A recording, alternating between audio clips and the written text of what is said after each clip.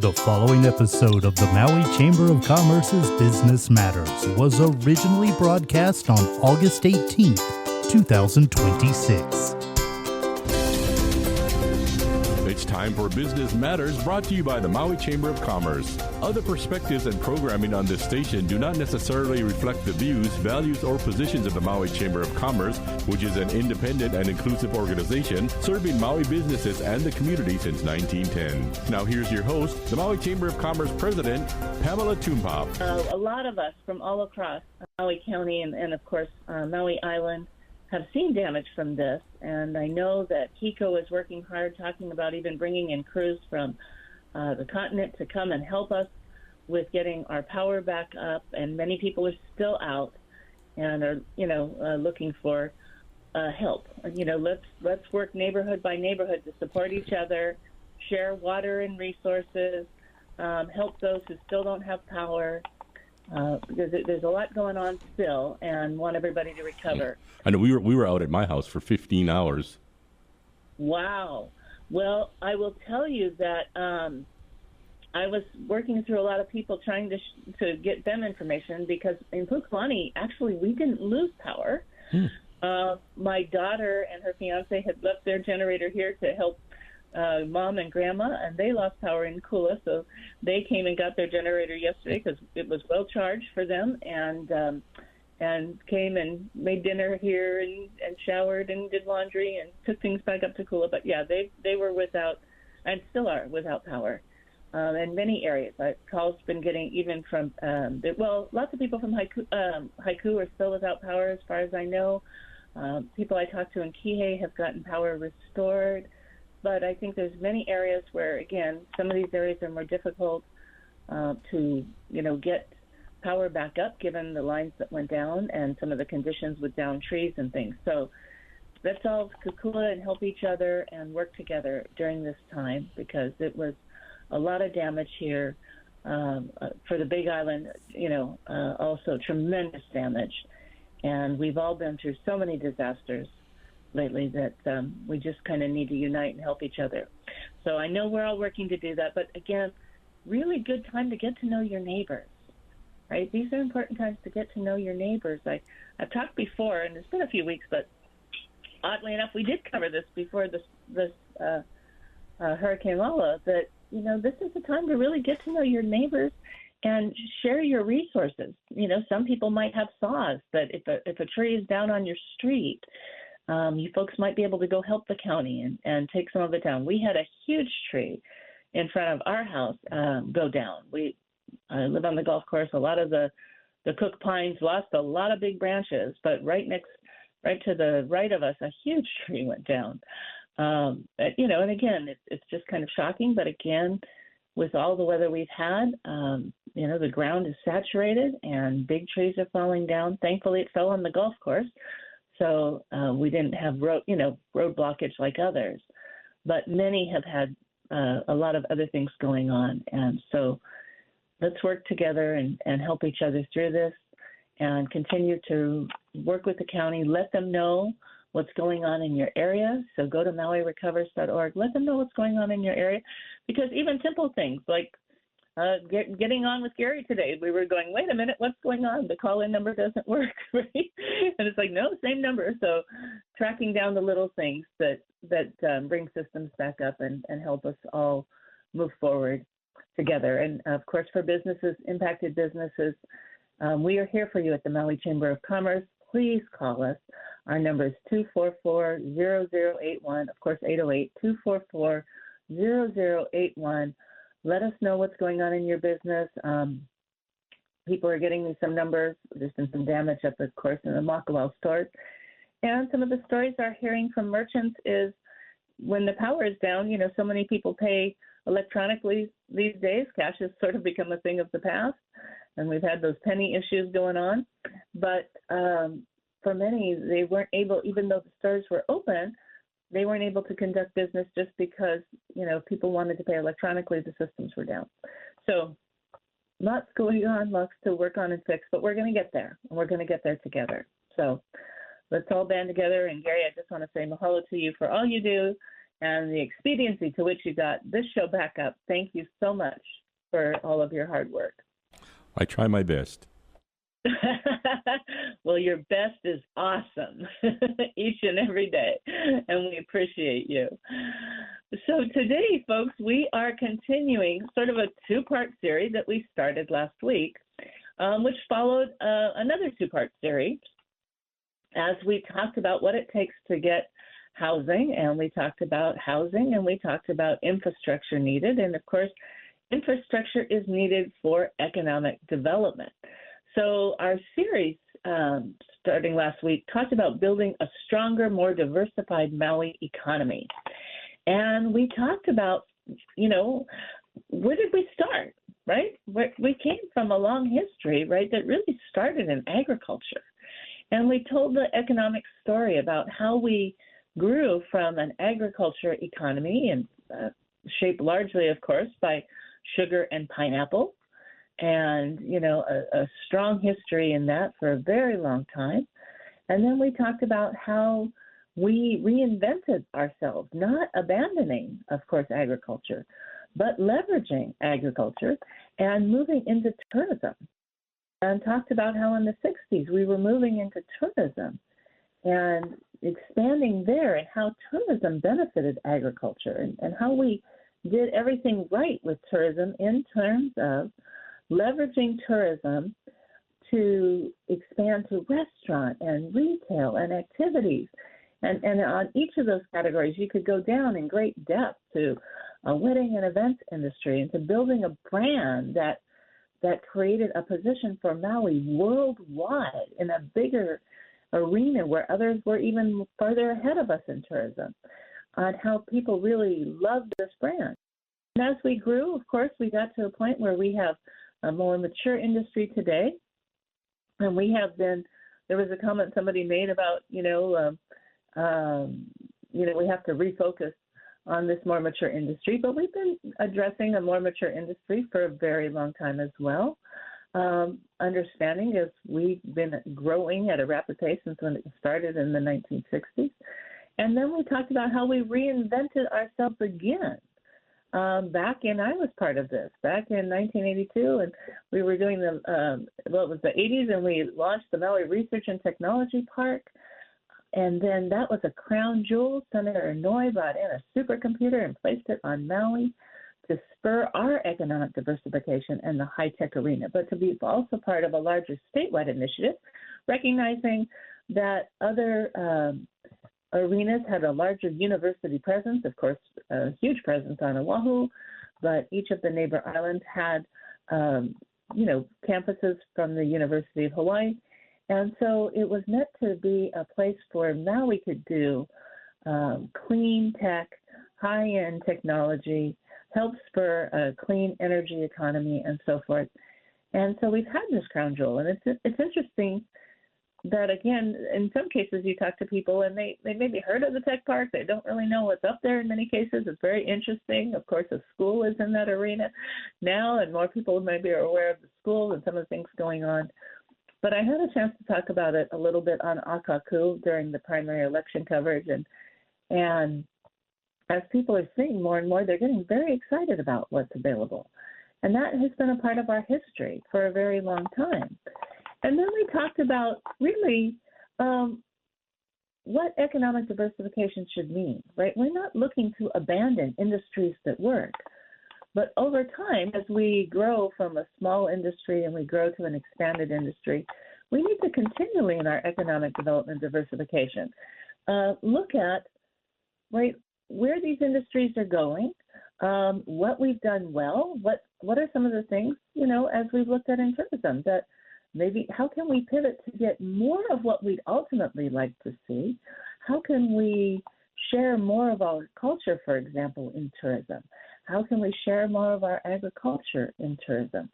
How can we share the aloha spirit in a way that is real and genuine?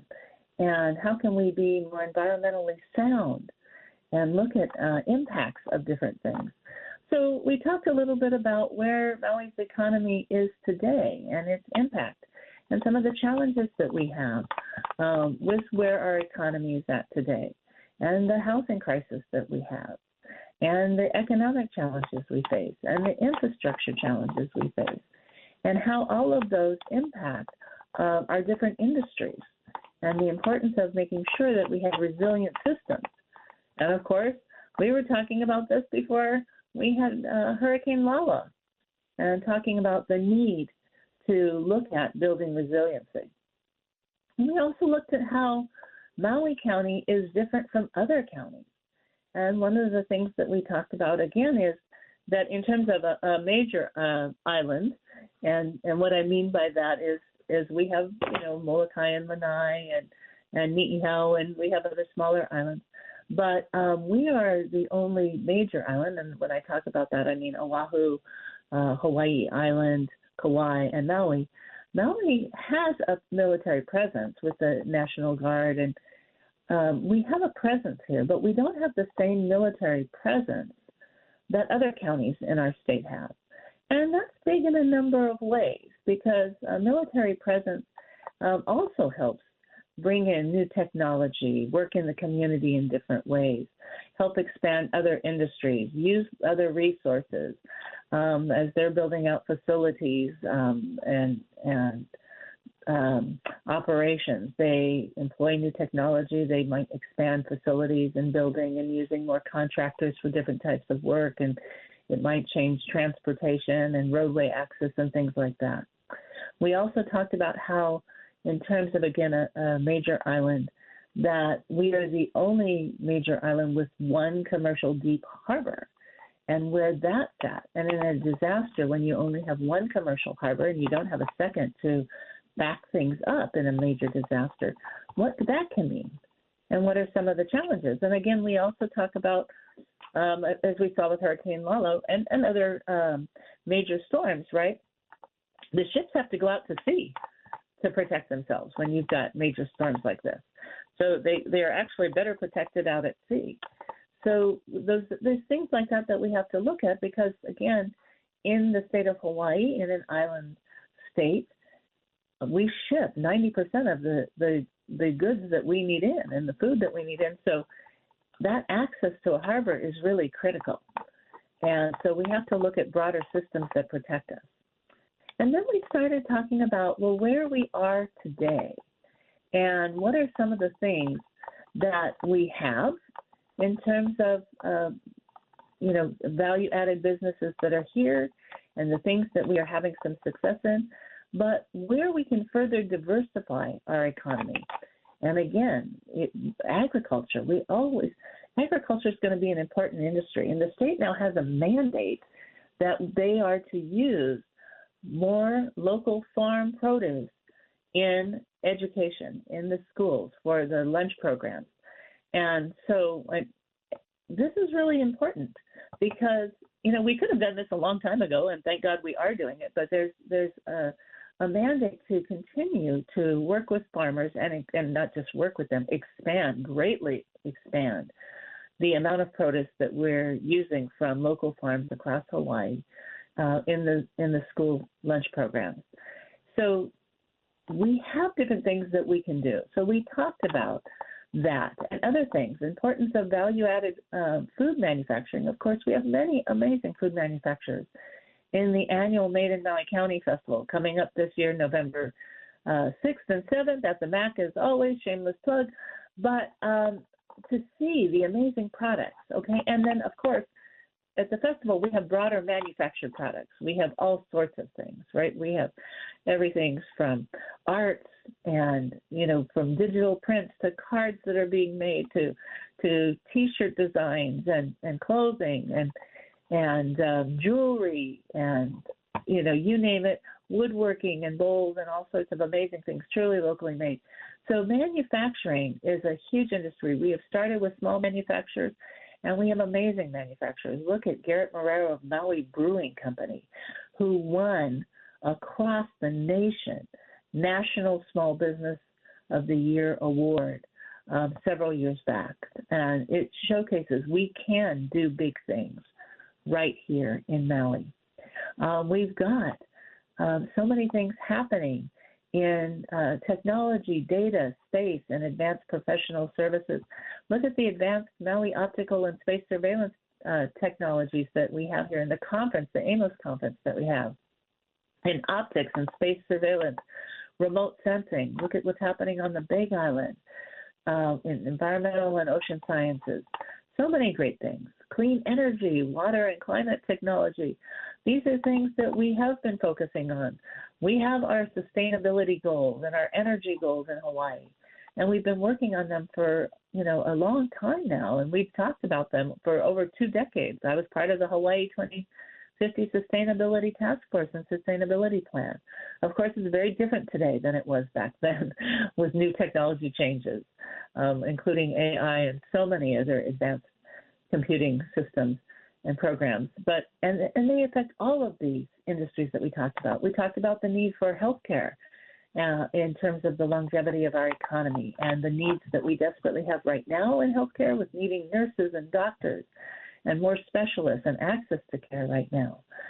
We talked about creative industries, film, television, digital media, music, art, design, animation, photography, fashion, culinary arts. We talked about how Hawaii created Pacific cuisine, and leveraging other industries as well. And we talked about small scale manufacturing, like I just talked about with the Made in Maui County Festival.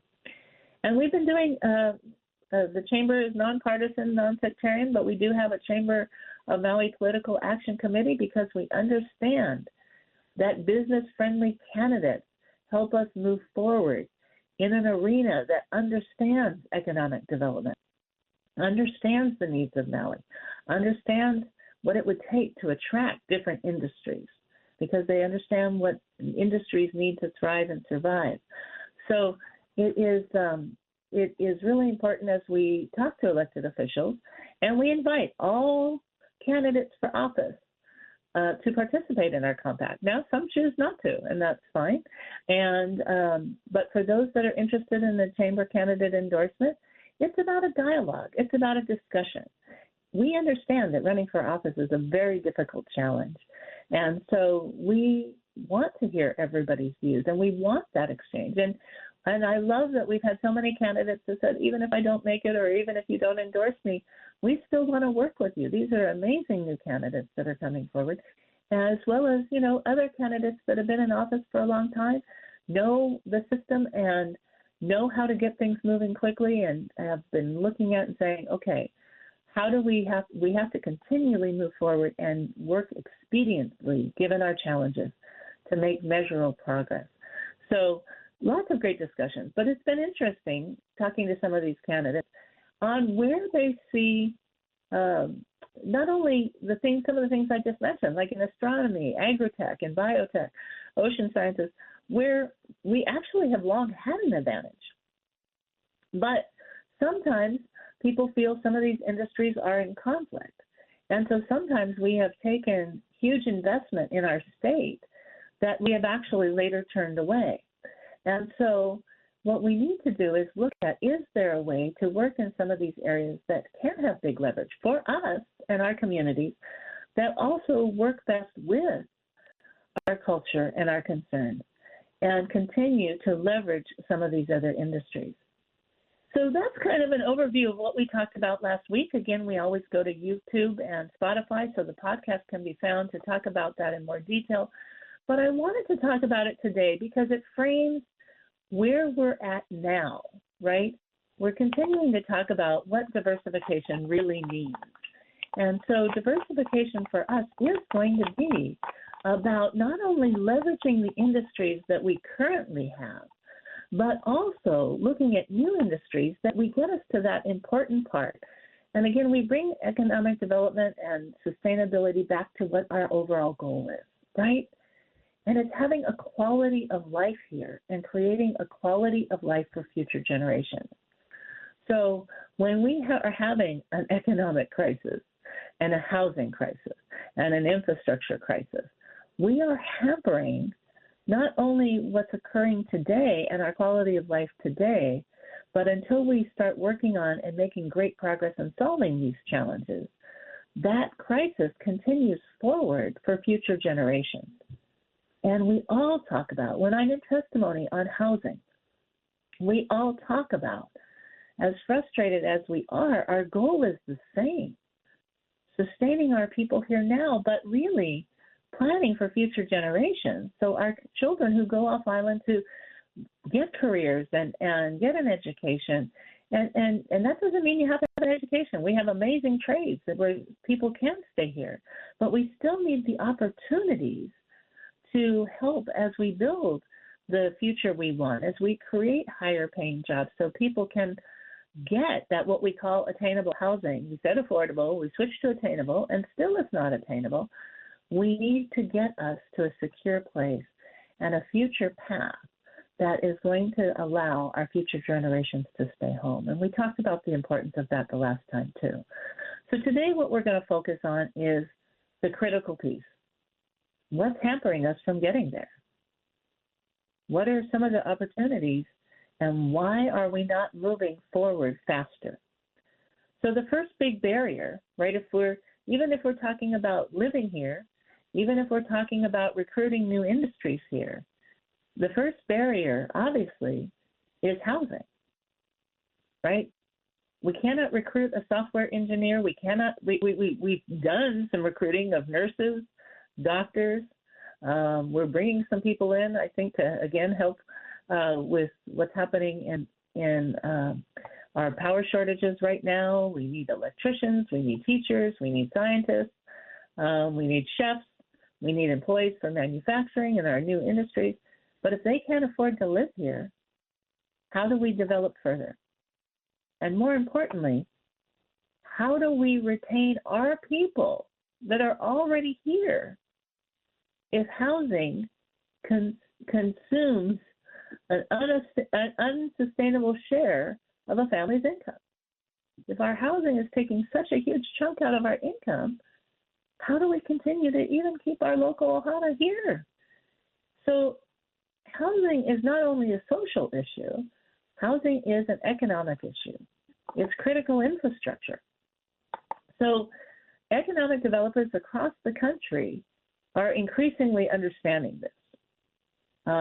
But yet our housing crisis, remains top in the nation. So, but when other people across the nation see this, it is another barrier. It is a company, when they're considering a place to expand or to maybe even relocate their business or to put a new element of their business, a company's going to ask one of the top questions, and I know this because it was a top question back in the 80s and the 90s when I was trying to recruit high-tech companies. How much does the housing cost? Where will our employees live? Can they purchase a home with their incomes here? Can employees start families here where their children might be able to stay here?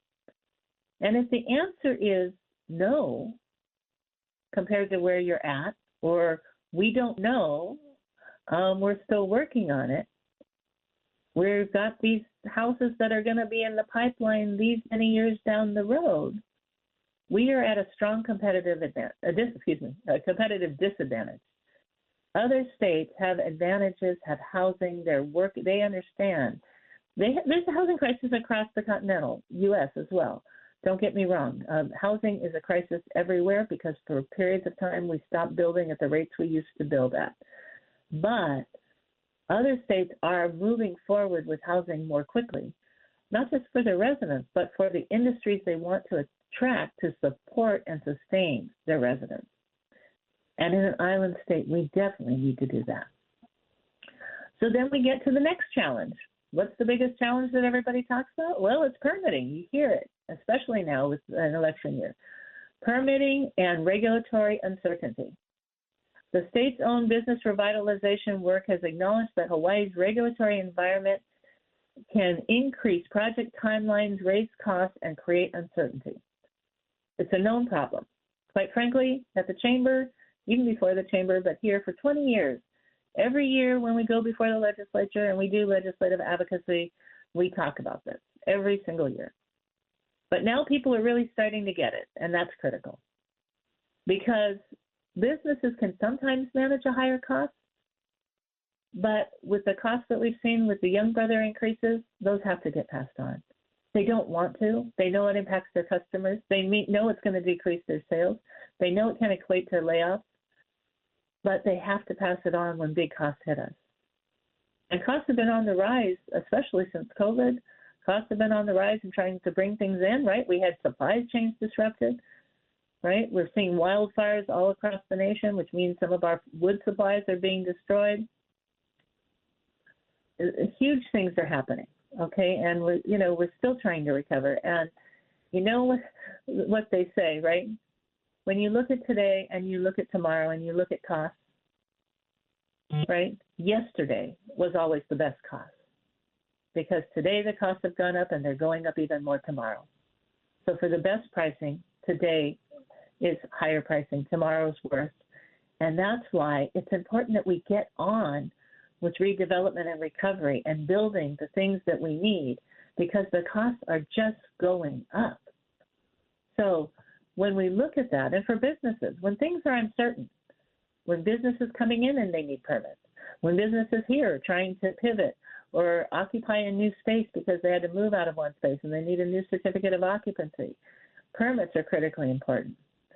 And when we have uncertainty on how long things are going to take to get, and we just don't even know, and we think it's 6 months, but it might be 367 days or more, right? When we look at some of these things, and these are numbers that we see a lot. We see things taking a very long time. It's a problem, because uncertainty means that businesses can't make decisions, so that might hold them up from moving forward. Okay, it also means that others don't want to come and expand in the place where we want their expansion to create these higher wage jobs. So the questions then arise: how long will approvals take? What agency has jurisdiction? What rules might change midway? What happens if the project is stalled? How can people appeal rulings or move them forward faster? How much infrastructure will be required? Is the infrastructure available in that area? Is there capacity? We have wastewater capacity issues alone that are holding up housing, even where we could move forward, right? And businesses are constantly facing price uncertainty. And again, we saw that with the Young Brothers issue. So, they have to look at the risk. And for risk, they have to have return. If you don't have a return for your risk, if you can't move forward with the plan that you had, whether it's housing or it's a business, right, everything goes up. And as we start looking at it, right, we keep looking at how we reinvent housing that we didn't build and should have built because the prices are higher. So now we have to look at how do we make the risk make sense. And for many, if the risk doesn't make sense here in Hawaii and Maui County and Maui Island, investment simply goes elsewhere, right? You can't just pour a lot of money into things without getting that return on investment. So for us, business friendly doesn't mean eliminating environmental protections. We're not saying that, or labor standards or community safeguards. But it does mean we have to create systems that are clear, predictable, timely, and accountable. Those are not anti-community values. Those are values that strengthen our community, that strengthen good government values, right? We have an energy goal, right? But the cost of energy is going up. And every industry, pretty much every industry, there's some that maybe don't, but most industries use energy, right? Manufacturing, restaurants, hotels, agriculture, technology. Everybody's using energy and more energy than we've ever used before, especially with newer technologies and AI. You hear a lot about water and energy costs, and we have to manage those. And we have to design new systems for those, because that is a big issue, right? But energy costs are going up, higher than competing locations, because we're in an island state. So that's another economic barrier. So renewable energy and grid modernization are really important strategies, but they're not just environmental strategies. They're actually economic development competitive strategies. Shipping, again, if you're doing business here, we ship, and just if you're living here, we ship a lot of things in. We're in the islands, and our geography isn't going to change. So we have to reduce unnecessary costs that are created by inefficient systems, right, and monopolies. There was a lot of discussion as we talked to people about monopolies, and a lot of that was around Young Brothers and the costs that we're recently seeing, and going to continue to see moving forward if we don't look at how we address systems where we need more competitive advantages, and we need to look at systems where we can have more resilience and keep costs lower. So we have to look at that. And it's really important, too, even when we're talking about not just importing new companies and technologies, but we want to export. We want to take our Maui brand and our quality products elsewhere, and shipping is very expensive. Then we get to our workforce. This is huge. The workforce is huge. And actually, it's an area that gets actually a lot of attention, sometimes more than the infrastructure needed for our economic development. And that's great, because we do need this. We just need to also make sure that we're building in tandem. There's been a lot of discussion right now about the Lahaina recovery. And of course, housing is paramount. But now we're hearing, okay, I'm back in my house, and now I'm back and I'm paying my mortgage, but my job isn't back yet.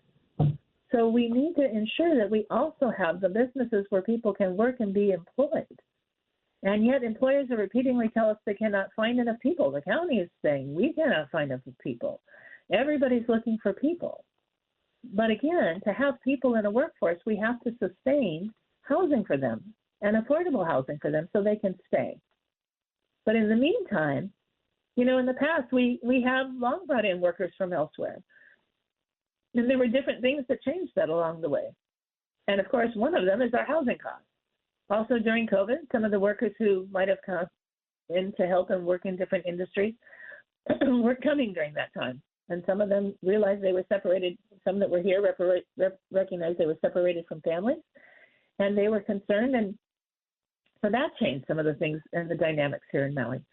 But workforce development has to be integrated with education, career pathways, childcare, transportation, housing, and wages. Excuse me.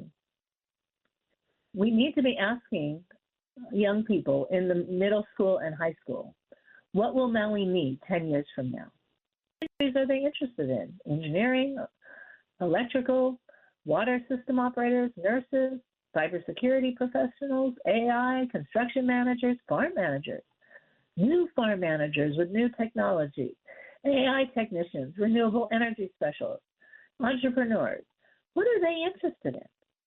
It's interesting to me, there was a discussion we had through the Maui Economic Recovery Commission, and there was a report, and it was shared that today the young people want a thriving wage. So we know what a minimum wage is, and we've been educated over the last decade on what a living wage is. A living wage is so that we can continue to live here. And young people are now saying they want a thriving wage. Well, how do we define a thriving wage? And that's something that we need to work on, because young people are saying, that's what I want. Now, what we want is we want a vibrant economy. We want a vibrant community where generations are not worried about decisions that might hamper that ability to have a beautiful life here in Maui, to be able to sustain and grow a family, to have a wage that covers their expenses so they can not just work every day and constantly work, but enjoy our beautiful island state and find joy and play and laugh and do things outside and have money to do some fun things for their family, not have to constantly scrimp and save to just make sure they're paying their mortgage or their rent. We want a vibrant, sustainable economy, future, community, where we have aloha shared broadly each and every day amongst ourselves and our guests. And so we have to look at all of this and realize, okay, what are the systems that are going to bring us back here? What are the systems that are going to have our children want to return home here? And yet we need to better understand what's their vision. And when we talk about thriving, what are they thinking? What does thriving mean? What does that thriving wage look like? And is it on par with the goals that we have? Is it on par with where we're trying to go in terms of economic development and diversification? Which industries are going to help us get there? And how do we not just get some there? How do we get to all who are doing that in different careers, feel like they have the wage and they're doing what they love to do and they're inspired and eager to not only do it, to share it with others. You know how many people love to go on a manufacturing tour? How all across the mainland, people are doing amazing manufacturing tours, leveraging the visitor industry to showcase the things that they're proud of, that they're creating here. There are so many phenomenal opportunities that we have access to that don't change the Maui that we have and want to keep, that leverages what we can do. But in expanding industries, that takes capital. And for those who tried to start a business on Maui, who are still growing their business on Maui, everybody knows that starting a business on Maui is very expensive. It's tough. And I'm not saying it's not expensive other places. It is. Starting a business is a very tough thing, right? And business survival is a rough cliff to climb. And scaling one is even harder. And small businesses often start as micro businesses, and they need micro loans. And we don't have a lot of those loan programs here. And funding that we used to see in the past be more readily available is not as readily available as it was before. And so, you know, and when we talk about business sizes, right, we use, there's all different measures for business sizes. And you know, across the U.S., we use the Small Business Administration's scale, which talks about revenue or how many employees you have, which can be, you know, 100 or fewer employees. But many of our businesses, by national standards, are micro businesses. So it's very hard to start a micro business and a small business in an island state, which has a very high cost of living, right? And has very high expenses for doing that, including shipping. And then once you get the business started and you're starting to grow, you need growth capital. So you need startup money, then you start to grow, and you need growth capital. You need equipment financing. You might need export assistance. You need investor networks and technical assistance. And all industries can benefit from these things. And that, if we want to create a network of diversifying our economy, access to capital has to be better. We need far stronger bridges connecting Maui entrepreneurs to state, federal, and private capital. We need infrastructure. Okay, I keep beating this horse to death, but and I would never beat a horse. But old saying, sorry, I think it's something my grandmother used to say all the time. The thing is, and I'm sure you all knew I was going to bring this back up, roads, water, sewer, broadband, electricity, harbor capacity, airport capacity, and again, strengthened systems, right? A lot of, again, you know, we know it's hard to put everything underground on electricity. And that doesn't mean that there's not going to be issues with that down the road too. But we're talking about people who are going to be out for a while. You know, it's already turning into days. I've heard some people in Haiku saying that their next update is going to be Friday, and that's an update. That doesn't mean their power will be back on Friday. Hopefully it is. But we're hearing some places may be out for quite a while. So we need infrastructure resiliency too, not just expansion. We also need to look at the structures we have and prepare for disasters and look for resiliency in that. But without infrastructure, economic development plans become PowerPoint presentations instead of projects. We talked about this before. Putting funding aside in the budget is important. And of course, if we don't put the money in the budget, it's not happening.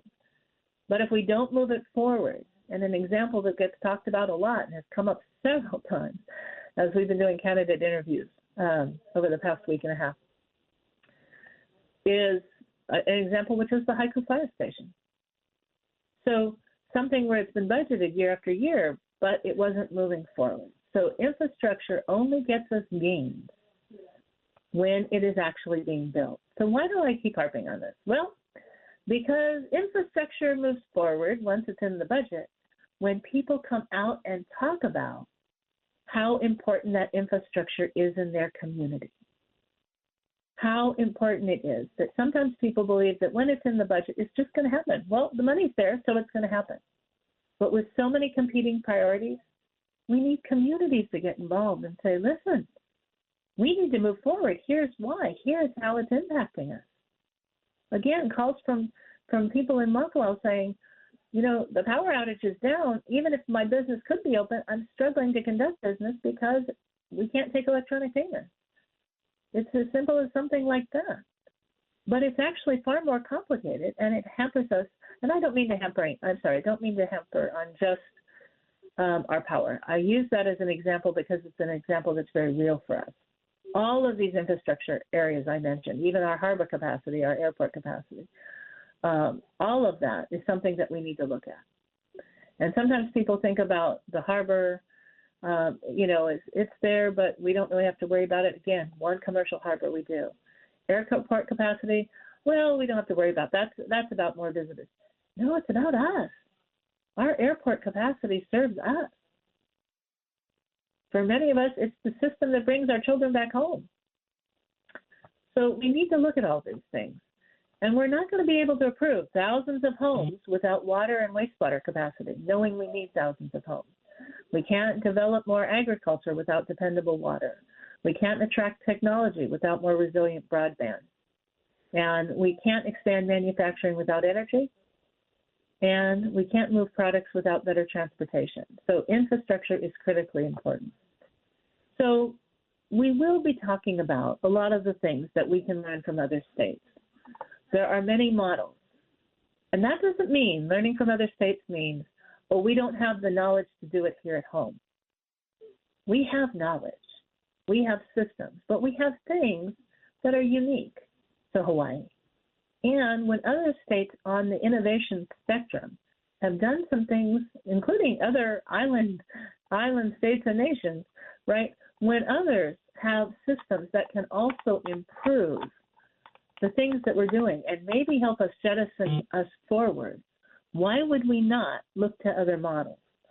A big example today is the Young Brothers system, right? Young Brothers has a monopoly on the inter-island shipping, and they say nobody else wants to do it. But nobody would ever try to do it right now because the cost to even consider it is too high because the law says it can't be done. So we've talked about that before in other business matters, radio shows or podcasts. You can find that on YouTube and Spotify. But it's really important because we have to look at overall systems. And we have to understand where are the challenges in those systems. And again, it's not just Young Brothers, it's not just Power, and HECO is doing so many things to keep updating everybody and let us know where they're going and let us know how they're quickly working to try and move this forward to get power up as quickly as possible given what's occurred. And of course, HECO is having to do this statewide, right? Every island in their customer base was impacted. This is a huge problem, and and it's a natural disaster. So everybody's doing their best. But we have to continue to focus on infrastructure. And we have to continue to look at systems. And sometimes systems from abroad are important. And the reason I say that, and I started with Young Brothers and diverged a little bit. But again, there are other ferry systems that people can do in different locations. Maybe they use smaller barges, but there's other systems where we can look at that. But looking abroad isn't just about one area. It's looking abroad at what technology leaders, what industry leaders are doing across the globe where they have all of the critical infrastructure. Because if we want to attract those industries in any way, shape, or form, not only do we have to look at our infrastructure, but we have to look at what's needed in the future. So thank you for joining us today. We are going to talk more about this next week. Apparently it's going to be a 3-part series, but we'll continue to get there. And I appreciate you joining us and hanging tight when we were running a little bit late. So think about what industries you'd like to attract and how we can move forward. And visit us again next week for the continuation of Business Matters. Blessings and aloha. Stay safe. and let us know about how we can help for the businesses that are in need, as well as everybody in need. Check out MauiRecovers.org. Ahoy ho.